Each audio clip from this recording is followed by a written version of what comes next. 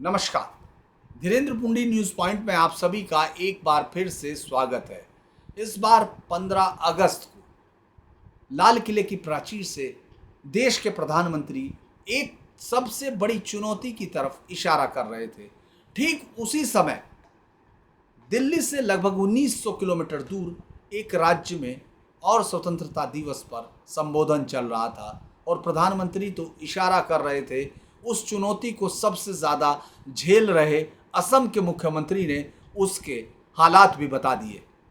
हेमंत बिस्वा शर्मा वो मुख्यमंत्री हैं जो बीजेपी की सरकार में इस वक्त घुसपैठियों से सबसे सख्ती से निपटते दिख रहे हैं, लेकिन इसके बावजूद हकीकत क्या है ये वो भी समझते हैं। और इस बार 15 अगस्त को उनके भाषण में सीधे तौर पर उन्होंने घोषणा की कि यदि असमिया लोग अब इस समय चुप रहे तो अगले 2 दशक यानी 20 साल बाद कोई अनजान अज्ञात मुख्यमंत्री ये स्वतंत्रता दिवस पर कोई झंडा फहरा रहा होगा। और ये ऐसा समस्या है, ऐसी समय है जिनका इशारा बांग्लादेशी घुसपैठियों की तरफ था कि किस तरह से पूरे राज्य की इस समय डेमोग्राफी बदल रही है।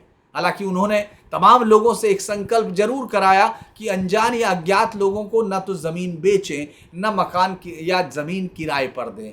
लेकिन क्या ये समस्या इतनी आसान है? अगर आप उनके पूरे इस भाषण को देखते हैं तो लगता है जैसे वो आसाम की वो हकीकत बता रहे हैं जो जल्दी ही देश के सामने आ सकती है। उन्होंने कहा कि आज़ादी के समय एक पूरे लंबे इस पूरी घटना को उन्होंने समझाया कि आज़ादी के समय जो लोकप्रिय मुख्यमंत्री थे गोपीनाथ बारदोलोई, जो असम के पहले मुख्यमंत्री थे, उन्होंने इस बात का अंदाजा उसी समय कर लिया था, क्योंकि उनके सामने उस समय जो दौर चल रहा था, उनके सामने मुस्लिम लीग का आंदोलन था। उन्होंने उस आंदोलन को देखा था। गोपीनाथ बारदोई ने सादुला, जो मुस्लिम लीग का और असम का उस समय प्रधानमंत्री था, उस समय देखा था कि वो किस तरह से परेशानियां खड़ी होने वाली हैं आने वाले असम के समय। और उसी समय उन्होंने, गोपीनाथ बारदोलोई ने तमाम बाहरी लोगों से सतर्क रहने के लिए असम के लोगों से अपील की थी। लेकिन पिछले 75 सालों में लगता है जैसे असम ने कहीं ना कहीं समझौता किया हो, क्योंकि उस समय गोपीनाथ बारदोलोई थे, उनके बाद विष्णुराम संघी आए। उन्होंने अनजान लोगों को, यानी ये जो अवैध घुसपैठिए हैं, जो जिनको ना असमिया पहचान है, उनको अनजान कहा है। जिनका ना असमिया पहचान से मतलब है, ना उनका देश से कोई मतलब है, तो उन्होंने उन लोगों को शरण न देने की अपील की थी। लेकिन लगता है, मुख्यमंत्री अपने भाषण में कह रहे थे, लगता है कि जैसे हमने उन्हें न केवल आमंत्रित किया बल्कि घर ले आए। उनका साहस बढ़ता चला गया। उन्होंने असीम शक्ति प्राप्त कर ली है, यानी एक ताकत हासिल कर ली। और सिर्फ 4 इलाकों में नहीं, यानी जो नदियों के किनारों का इलाका है वहाँ ही नहीं, बल्कि वो हमारे सत्रों यानी वैष्णव मठों और तमाम हमारी संस्कृति पर आक्रमण करने लगे, उस पर अतिक्रमण कर रहे। वो यहीं तक नहीं रुके, उन्होंने हमारी लड़कियों को अलग अलग तरीकों से लव जिहाद जैसे जघन्य तरीकों से धर्मांतरण के लिए मजबूत किया। ये अनजान लोग, आप इशारा समझ रहे हैं, ये अनजान लोग सत्ता पर कब्जा करने की ओर बढ़ गए हैं। उन्होंने आर्थिक ताकत पर कब्जा कर लिया है। ये पूरी तरह आप अगर देखेंगे, धुबड़ी से लेके पूरा करीमगंज तक के इलाकों में जो भी इकोनॉमिक रिसोर्सेज है, उस पर कब्जा जो है इन अनजान लोगों का है। मुख्यमंत्री ये कहना चाह रहे थे भाजपा के अपने चुनावी नारों पर। उस वक्त उन्होंने कहा कि हमारा जो नारा है वो जाति, माटी और भेटी यानी समुदाय, भूमि और आधार है, इसको हमको रखना। अगर हम चुप रहे तो एक दिन अपने ही राज्य में आपको जाति, माटी और भेदी खोनी पड़ेगी। वो दिन ज़्यादा दूर नहीं है। वो जो हेमंत बोल रहे थे, उन्होंने कहा कि आज स्वतंत्रता दिवस पर पवित्र ध्वज के नीचे खड़े होकर मैं असम के मुख्यमंत्री के रूप में कहता हूं कि अगर असमिया युवा चुप रहा तो असमिया समझौता करना जारी रखते हैं अगर, तो केवल 10 सालों में हम जाति, माटी, भेदी खो देंगे। यानी असम के पास सिर्फ 10 साल बचे हैं। मुख्यमंत्री ये बताने की कोशिश कर रहे हैं कि जिस तरह से अवैध घुसपैठिए, जिस तरह से वो बाहरी मुस्लिम्स अंदर घुसते जा रहे हैं, वो जो बांग्लादेश से मुस्लिम आ रहे हैं, वो यहाँ के लोगों को यानी असम की संस्कृति को ख़त्म कर देंगे। 15 साल के अंदर 80% मुख्यमंत्री उनके बीच से होंगे। और 2 दशकों बाद एक पूरी टाइम लाइन खींच दी है। अगर हम हेमंता की देखें, उन्होंने कहा कि असम अगले 15 सालों 10 सालों में हम जाति, माटी और भेटी खोदेंगे और अगले 15 सालों में असम के 80% मंत्री जो है उनके समुदाय से होंगे और 20 साल बाद स्वतंत्रता दिवस का झंडा उन्हीं का एक मुख्यमंत्री लहरा रहा होगा। ये अस्तित्व की लड़ाई है। उन्होंने तो कहा कि अस्तित्वगत लड़ाई है, इसकी आवश्यकता है, हमें एकजुट होकर लड़ना पड़ेगा। यदि हम संकल्प लेंगे कि हम विलुप्त नहीं होंगे, हम लड़ेंगे, जिंदा रहने के लिए हम फिर लड़ेंगे।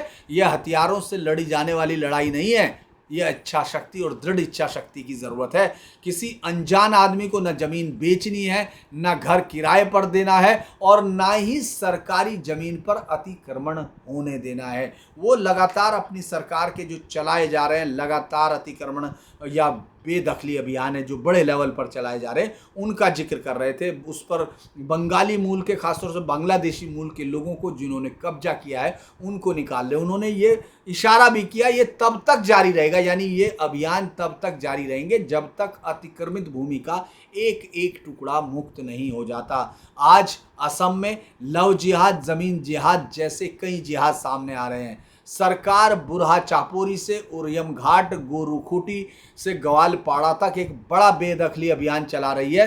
और उसी उन्होंने कहा कि अगर हम लोग हिमंता बिस्वा शर्मा की देखें कि उन्होंने कहा कि ये संकल्प लेना होगा कि जब तक असम की जमीन का एक एक टुकड़ा अतिक्रमणकारियों से मुक्त नहीं हो जाता, हम चैन से नहीं बैठेंगे। और अब जो सबसे बड़ा उन्होंने घोषणा की कि इस बार अगर भविष्य में अतिक्रमण होता है तो सरकार जिला अधिकारियों के खिलाफ कार्रवाई करेगी। मैं आपसे कई बार इस पर जिक्र कर चुका हूं कि आखिर असम में ये स्थिति आई क्यों। असम में इतना लंबा समय, ये लगभग 150 साल का वक्त है जब आप एक पूरी संस्कृति को, जिसने कभी मुगलों के सामने शीश नहीं झुकाया, मुगलों की उस ताकत को इस तरह से नेस्तनाबूद किया कि मुगल फिर कभी मुड़कर देखने की स्थिति में वहां नहीं रहे, असम की तरफ उन्होंने मुड़ के नहीं देखा, वो आज इस तरह समर्पण करती क्यों दिख रही है? क्योंकि आप डिवीजन से लेके आज तक अपनी जमीन को लेकर समझ नहीं पाए। इसकी शुरुआत मैंने, चूंकि मैं फिर एक बार बता देना चाहता हूं, हर वीडियो में ये बताना जरूरी है ताकि ये समझ में आए कि आखिर हुआ क्या। असम मूलतः लोग जानते हैं ताड़, अहोम, बोडो, मिसिंग, कार्बी जैसे जनजाति और असमिया हिंदुओं का इलाका था। लेकिन जब 1826 में ये अंग्रेजों के हाथ में आया था तो उस वक्त अंग्रेजों ने यहाँ जो ये खाली पड़ा था उपजाऊ जमीन, क्योंकि अंग्रेज तो पूरे देश से पूरा सत्त निकालना चाहते थे, यानी पैसा वसूलना चाहते थे, चाहे वो खेती से हो रहा हो, चाहे शुरुआत में तो उन्होंने खेती से ही शुरुआत की थी। तो यहाँ उन्होंने बराक घाटी और ब्रह्मपुत्र में, चूंकि वहाँ के लोग इतने नहीं थे, तो बाहर से लाकर लोगों को बसाना शुरू किया। 1891 के बाद तो अंग्रेजों ने पूर्वी बंगाल, यानी जो आज बांग्लादेश है, वहां से पूरी आबादी को लाना शुरू कर दिया। लाखों मुसलमान किसानों को वो लेके आए, चूंकि वहां पटसन की और उस सब की खेती उन्होंने करनी शुरू की थी। इन्हें नदी किनारे की, चूंकि वही जमीन उसके लिए सबसे जरूरी थी, उसको चार लैंड बेसिकली उसमें कहते हैं, उस पर बसाया और दलदली जगह पर बसाया। जब 1921 की जनसंख्या हुई तो पता चला कि ये तो बहुत तेजी से बढ़ता जा रहा, उसके बाद आंकड़ा बढ़ता चला गया। लेकिन 1947 में डिवीजन में बड़ा अजीब हुआ। 1947 में जो पूर्वी पाकिस्तान, जो आज का बांग्लादेश है, वहां बनने के बावजूद असम की सीमा खुली रही। गोपीनाथ बोरदोलाई जब मुख्यमंत्री बने, उन्होंने कहा कि यदि ये जो अप्रवास है ये जारी रहा तो असम अपने ही घर में अल्पसंख्यक हो जाएगा। लेकिन केंद्र की भी कांग्रेस सरकार को उतनी फुर्सत नहीं थी, उसको तो वो तमाम रास्ते बंद कर देने थे जिससे वहाँ अमेरिका, वहाँ माफ़ कीजिएगा, वो तमाम ऐसी सुविधाओं से मुक्ति चाहिए थी जिससे अगर कोई पाकिस्तान में हिंदू रह गया है तो उसको यहाँ आना ना हो। क्योंकि आपसे हम लोग एक वीडियो में चर्चा कर चुके कि कैसे गांधी उन तमाम हिंदुओं से नाराज हुए थे जो 47 में बंटवारे के बाद अपनी जान बचाकर दिल्ली पहुँचे थे। तो सरकार के सामने तो एक लक्ष्य साफ था कि भाई साहब, जब देश के महात्मा गांधी राष्ट्रपिता अगर उनको एक पाकिस्तान में रहने का अनुरोध कर रहे हैं तो फिर वो क्या। लेकिन ये सीमा खुली रही और इसी को गोपीनाथ बोरदोलाई ने कहा कि यह आप्रवासन रोकिए, लेकिन नहीं हुआ। विभाजन के बाद बहुत बड़ी संख्या में आना शुरू हुआ, यानी आबादी यहाँ जो है, और वो जो है अब ये जब इतना प्रेशर बढ़ने लगा तो जनजातियों ने अपनी ज़मीन छोड़ के पहाड़ों में घुसना शुरू कर दिया और यहाँ से शुरू हुआ। अगर हम लोग इसको 1950 से 1971 के दौर में देखते हैं और बांग्लादेश के युद्ध तक देखते हैं तो शुरू में 1951 में ये पता चला कि कुछ जनगणना में कुछ जिलों में प्रवासी मुसलमानों की संख्या अचानक बहुत तेजी के साथ बढ़ी।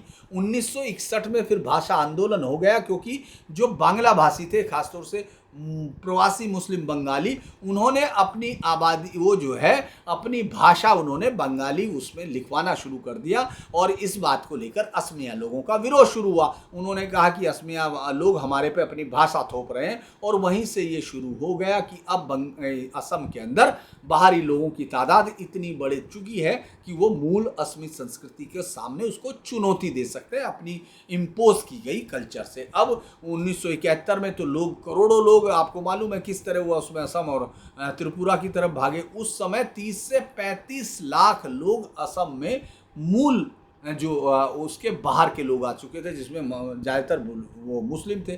फिर उसको आपको मालूम है किस तरह मंगलाडोई के समय ये अचानक वो आई, मतदाता सूची आई, और उससे पूरे असम में एकदम सनाकी की स्थिति आ गई। उनको समझ में नहीं आया ये क्या हुआ, और चूंकि उस समय देश के अंदर कम्युनिकेशन उस तरह नहीं था, तो बाकी देश के लोगों को इससे कोई लेना देना नहीं। एक राज्य लड़ रहा है और वो भी असम जैसा, वहाँ तक किसी की नज़र कैसे जाए उसको। तो 1962 में आज तक असम के लोग इस बात का गिला करते हैं कि प्रधानमंत्री जवाहरलाल नेहरू ने कह दिया था, उस वक्त के प्रधानमंत्री की my heart is go on with Assam, मतलब हमारा दिल तो जो है असम के लिए वो है, क्योंकि तेजपुर तक चीनी सेना आ गई थी। आज तक आप देखते होंगे नाराज होते हैं असम के लोग जब भी आप उस राज्य की बात करते हैं। तो ये फिर 1979 में जो है 1979 में 89 में ये आंदोलन शुरू हो गया।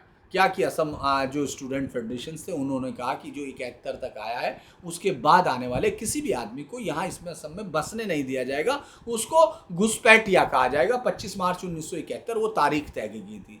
6 वर्षों तक वो पूरा आंदोलन चलता रहा। पूरे उसमें देश में जो है आग की तरह वो आंदोलन की चर्चा होनी चाहिए थी, लेकिन नहीं हुई, क्योंकि वो तो एक कोने में हो रहा था। उस समय लोगों को इमरजेंसी का भी दौर गुजरा था, तो लोग अपने ही उसमें उलझे हुए थे। जो पार्टियां थी वो आपस में झगड़ रही थी, और श्रीमती इंदिरा गांधी जब वापस लौटी 80 में तो वो बाकी स्कोर सेटल कर रही थी। तो ऐसे में असम जैसे राज्य की बात क्या होती, और इस तरह से वहाँ कई नरसंहार भी हुए, जैसे नेल्ली का हुआ। वहाँ स्थानीय आबादी और उन आतंकी संगठनों ने मुस्लिम आतंकी उनके साथ हमलावर को साथ मारा, उसमें कई लोगों मुस्लिम प्रवासियों की हत्या भी हुई।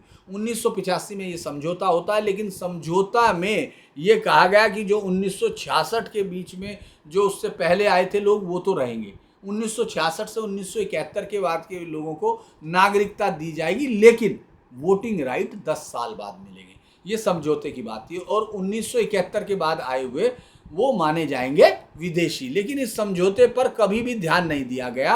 अब अगर हम लोग असम की मूल मुस्लिम आबादी की तरफ देखें तो 1901 में ये महज 12% थी, 1951 में ये 25% हो गई, 1971 में ये 31% हो गई, और 2011 में ये 34.2% थी। ये 1.06 करोड़ लोग वहाँ मौजूद थे जो ये मुस्लिम आबादी है। और ये अनुमान है कि अभी जो 2021 का सेंसस जो अभी अटका हुआ था, जो अब शुरू हो रहा है, उसमें ये सर्वे 37 से 38 से यानी 40 तक जा सकता है। यानी सबसे बड़ी अगर कश्मीर के बाहर, कश्मीर राज्य के बाहर कोई मुस्लिम आबादी होगी तो वो असम में होगी।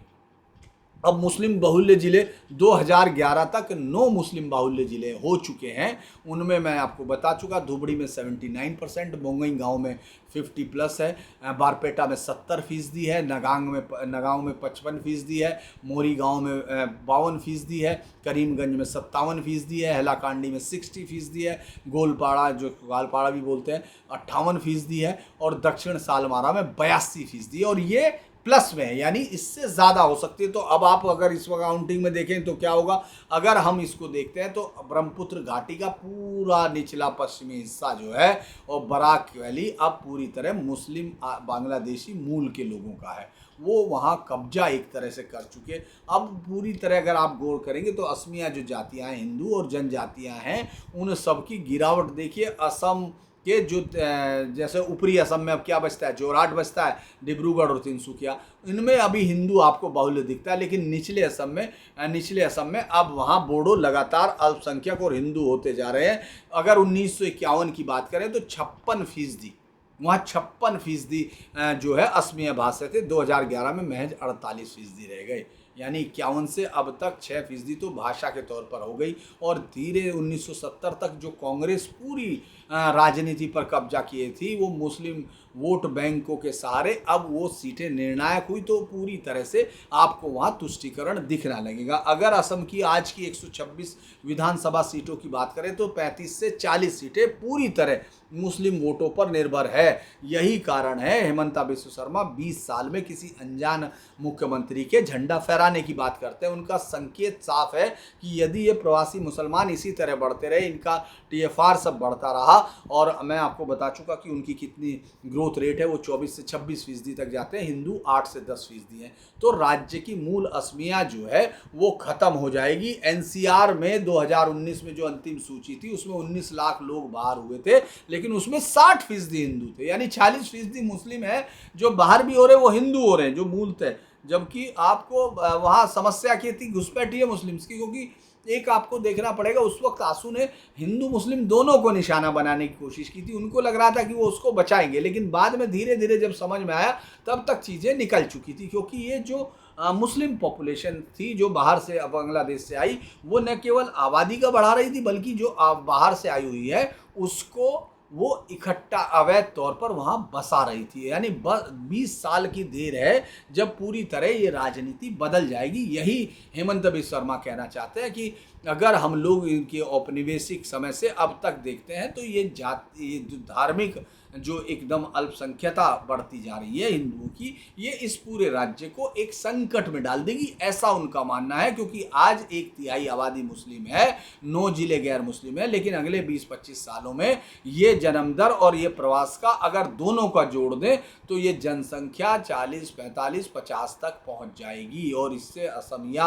अगर आप सोसाइटी की बात करते हैं, भाषा संस्कृति की बात करते हैं, तो वो ऑटोमेटिक ही अपने खर्चे में पड़ जाएगी। क्योंकि आज विभीषिका, जब हम लोग कल विभीषिका दिवस पर आपको बता रहे थे, तो किस तरह से ये पूरे देश में ये एक तरह की जो मदहोशी है, जो तमाम चीज़ें हैं, उनका नतीजा क्या होता है, ये उसमें समझाने की बात है। तो इसीलिए मुझे लगता है कि जब प्रधानमंत्री लाल किले से बोल रहे थे, उस वक्त अगर गुवाहाटी में इस राज्य के मुख्यमंत्री बता रहे थे, तो दोनों चीज़ों को समझने की ज़रूरत है कि एक ये बताने की कोशिश कर रहा है कि आज हालात कितने ख़राब हो चुके और युद्ध स्तर पर निपटना है, और दूसरा उसकी चुनौती को सामना करने के लिए क्या ज़रूरत है उसकी बात कर रहे थे। अब ज़रूरी है कि इस पर बहुत गौर किया जाए। जो भी अवैध आप्रवासी हैं, बांग्लादेशी हैं, उनके खिलाफ तमाम सरकारों को सावधान होने की ज़रूरत है, क्योंकि वो इस देश के